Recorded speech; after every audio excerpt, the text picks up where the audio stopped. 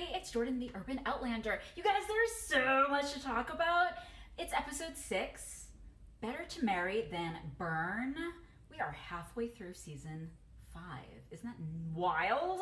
Let's just dive right into it because there's a lot. First, I love this opening. Flashback to 1746 Scotland. We got this great camera swoop across the Scottish landscape as we see this carriage galloping through.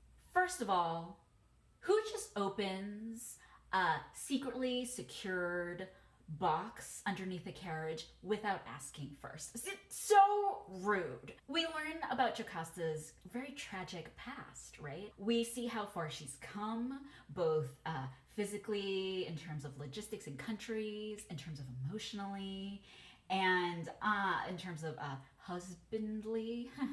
Duncan Innes is like, I don't know, the third or fourth husband. I don't think they've said that at all in this show, but she's like, you know, she's been around. And I say that in the most respectful way I can about Aunt Jocasta. So the show opens into her wedding day. The only real thing I have to say about it is that I hope that John Gary Steele, the production designer, does weddings so that I can attend a beautifully designed wedding.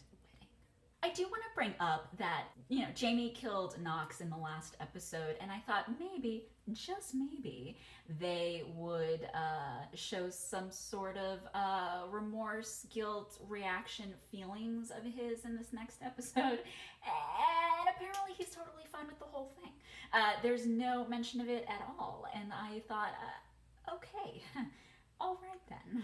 I did think about it more, and as I was chatting with some folks, I was okay with him killing Knox. I thought it was fine, and I think it actually made sense. In the light of Dougal being killed off in the end of season 2 by Jamie, I think it's about the same. The threats were real. Jamie had to do it. Let's move on. Shout out to the vampire Lestat making his appearance in Outlander. All right, fine. Lord John Grey. Yes.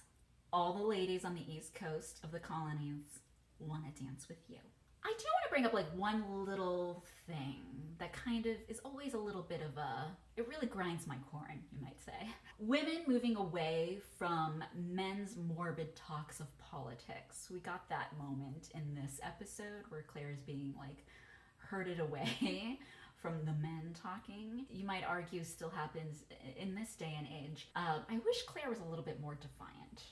Just a little secret hope and wish I always have with Outlander, because it was a callback for me when in the beginning of season 3, when Claire's in the 60s, hanging out with Frank at like a work party with the professors, remember? And that really freaking obnoxious professor is telling her that, completely disregarding her experience as a nurse during World War II, and is like, you just need to stay at home and take care of that baby. It reminded me of that because you just want to like claw his eyes out, you know? Anyway, so women being herded away while the men talk about serious things like politics, and Claire being Claire, and it's like, she just goes with it, and it just makes me a little bit nuts.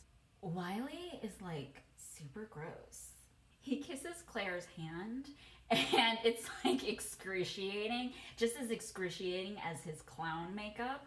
For me, I'd just be like, take my hand, just cut it off, just take it. He kind of like body blocks her after he's like trying to impress her about the French lace in Jocasta's house. If I were Claire, I mean, I'd be like taking his walking stick and like stabbing him in the stomach. Like, get the heck away from me, you know? And Claire is always being attacked by men at parties. You can't bring her anywhere.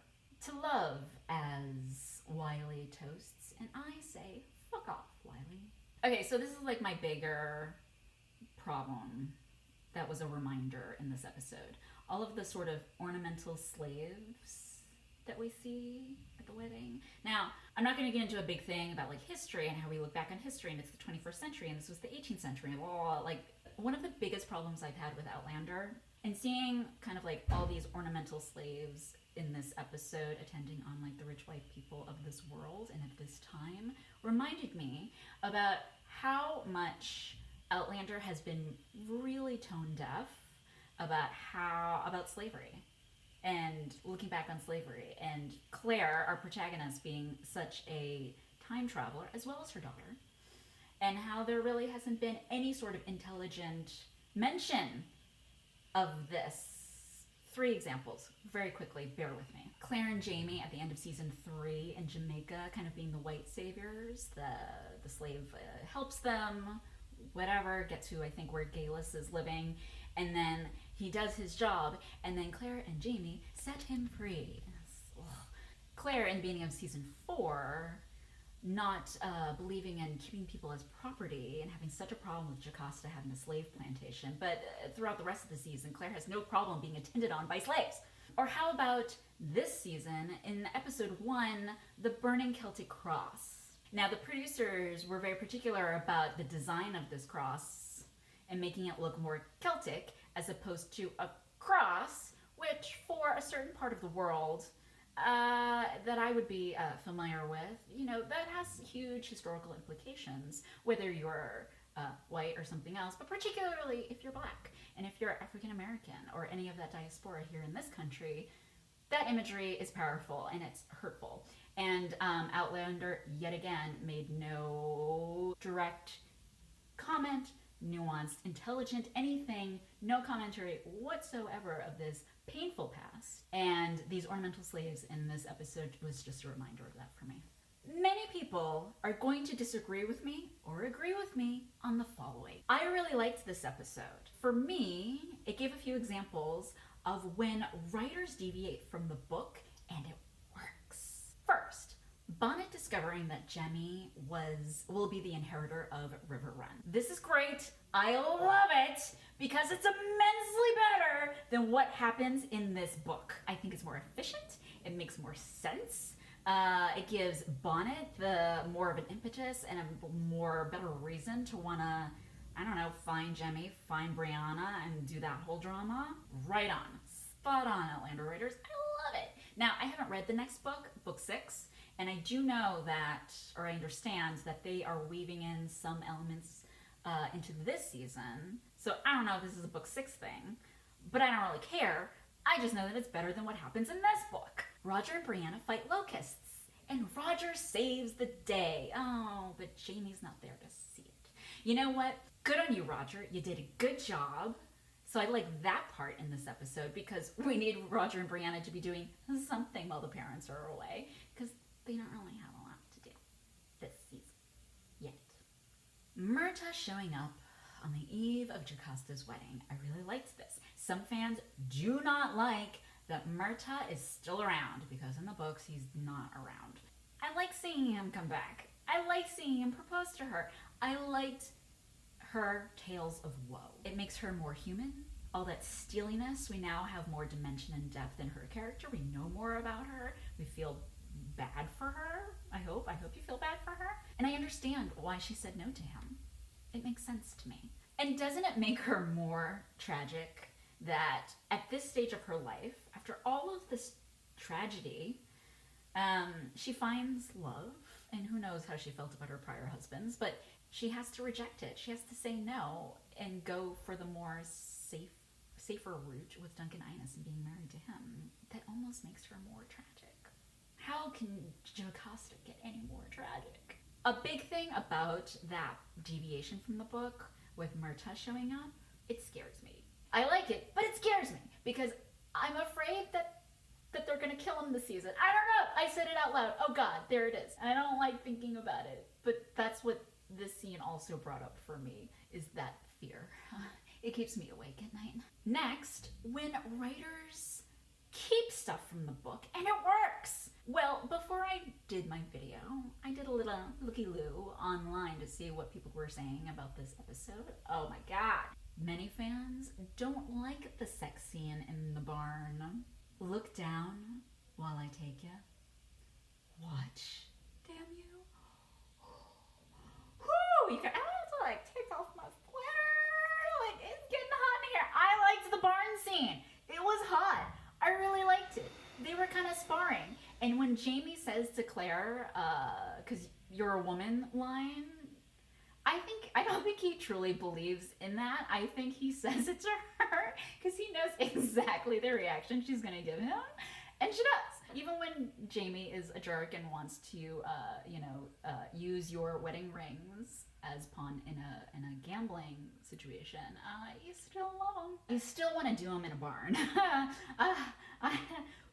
It's the second sex scene of season 5. But who's counting? And it makes me giggle like a schoolgirl. It really, really does. I really liked the scene. I thought it was very good. And apparently there are fans that really fucking despise the scene because it's not like the books. I don't care what happens in the book because like I said earlier, whatever happens in this show is so immensely better than what happens in the book. And I think I've decided that I despise the book so much that I'm gonna do a separate video on it. Just so I can go on a whole tirade about it. Whether or not you agree with me, it needs to come out. Like Claire, I need to express my opinion. So ultimately, I was into this episode. I liked it better than last episode. It looks like it's a little bit of a controversial episode because of like what fans think about Jamie and Claire having sex in the barn. Diana Gabaldon has already freaking tweeted out how much she did not like that scene before the show even airs. So thanks, Diana. You know, for women who do not hold back, she is one of them. It looks like we're gonna have our war after all. So next episode, giddy up. Because now maybe we'll get to see Roger's military tactics. Next episode. You know, maybe Brianna will actually be able to leave the house and not take care of Jemmy all the time. What's gonna happen to Bonnet? Are we gonna see Bonnet next episode? I don't know. And we get to see probably more of like this tension between Myrta, Jamie, and maybe we'll have another sex scene. Probably not. Better to marry than burn. Boom! Thanks for watching. Follow me on Twitter. Follow me on Instagram. Follow me on Facebook if that's your thing. You can subscribe down below, or and also leave a few comments. Let me know what you think about this episode because I feel like there are some very strong opinions. Some people say this season is boring.